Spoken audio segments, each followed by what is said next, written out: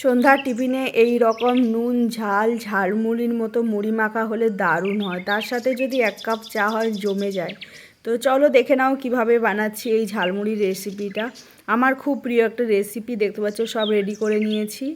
এই যে এখানে রয়েছে শসা, পেঁয়াজ কুচি, রয়েছে আদা কুচি, একদম ছোটো ছোটো করে সব কিছু কেটে নিতে হবে। লঙ্কা কুচি রয়েছে, কাঁচা লঙ্কা, এখানে রয়েছে ভাজা বাদাম, বালিতে ভাজা বাদাম যেটা, আর এখানে রয়েছে চানাচুর, আর রয়েছে টমেটো ছোট টুকরো টুকরো করে কেটে নিয়েছি এইরকম। আর এটা হচ্ছে আম তেল, যেটা আমরা গ্রীষ্মকালে কাঁচা আম দিয়ে বানাই, ওটারই একটা টক টক ব্যাপার আসে। তো ওটাই মানে ঝালমুড়িটাকে অনেক টেস্টি করবে। এই যে বাঁকুড়ার মুড়ি আমি নিয়ে নিয়েছি, আর এখন এর মধ্যে সব কিছু মিক্স করব। এখানে রয়েছে চানাচুর, প্রথমে চানাচুরটা দিয়ে দিলাম,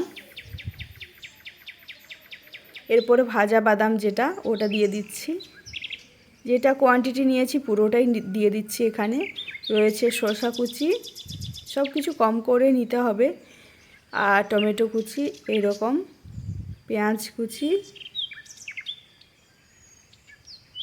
রয়েছে আদা টুকরো, গ্রেট করেও নিতে পারো আদাটা, আর এখানে রয়েছে কাঁচা লঙ্কা কুচি।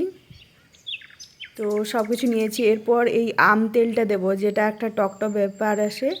এই যে আম তেলটা উপর থেকে দিয়ে দিয়েছি, আর আম যেটা নিয়েছি ওটাও হাতে করে এরকম করে মুড়ির সাথে মিশিয়ে নেব। ট্রেনে কিংবা স্টেশনে যে ঝালমুড়িগুলো বিক্রি হয়, তো সেই রকম একটা ব্যাপার আসবে, আর সেন্টও সেই রকমই হবে। তো এখন হাতে করে সব কিছু ভালো করে মিক্স করে নিচ্ছি। এই যে দেখতে পাচ্ছ আমাদের ঝালমুড়ি রেডি, এর সাথে গরম গরম 1 কাপ চা হলে জমে যাবে। কেমন লাগলো অবশ্যই জানিও।